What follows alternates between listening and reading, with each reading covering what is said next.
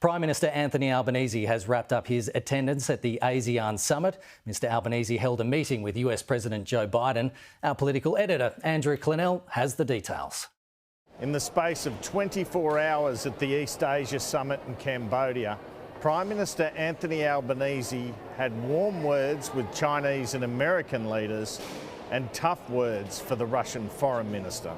The day began with the news of the first face-to-face engagement between an Australian PM and a Chinese leader since 2019.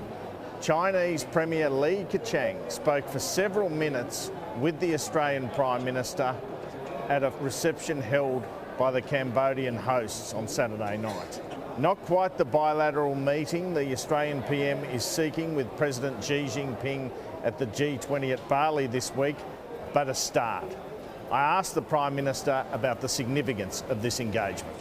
It was constructive, it was positive, and I think it's a good thing that it happened. I've said repeatedly about the relationship with China that we should cooperate where we can, and that dialogue is always a good thing, and last night's dialogue was very positive with Premier Li, and I thank him for it. The main area of discussion we had was on the upcoming 50th year commemoration of Australia's diplomatic relationship with China. On Sunday at the summit, the Prime Minister had some firm words for Russian Foreign Minister Sergei Lavrov over the Ukraine invasion. At least two other leaders had similar sentiments. Well, I didn't miss him.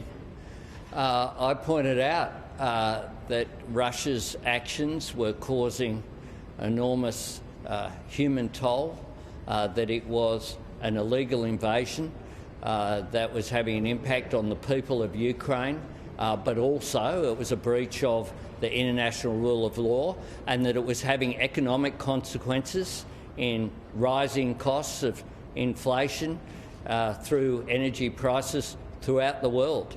And I condemned the invasion, as you would expect.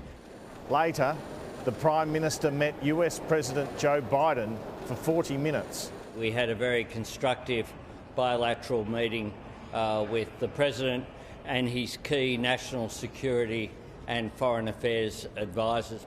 Mr Biden had made a gaffe by accidentally calling host country Cambodia Colombia on Saturday. The pair discussed the AUKUS agreement for Australia to acquire nuclear submarines. But the PM was cagey when asked if the President had asked him for any thoughts on what Joe Biden should discuss with Xi Jinping at their scheduled meeting in Bali on Monday. Well, I'll leave President Biden to comment about what President Biden might talk about with President Xi, as you would expect. On Monday, the Prime Minister leaves for the G20 in Bali with the question of whether he meets with the Chinese President Xi Jinping still up in the air, but looking increasingly likely.